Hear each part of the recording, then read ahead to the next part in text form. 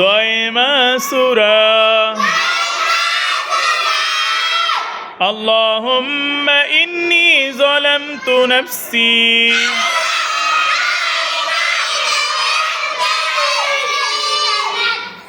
যুলমান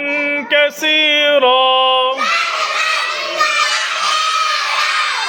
ولا يغفر الذنوب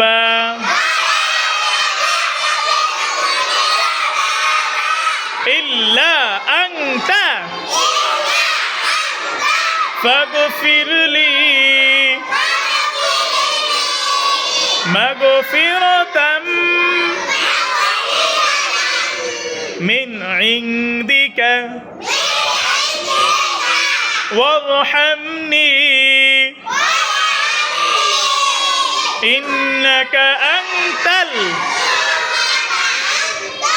الغفور الرحيم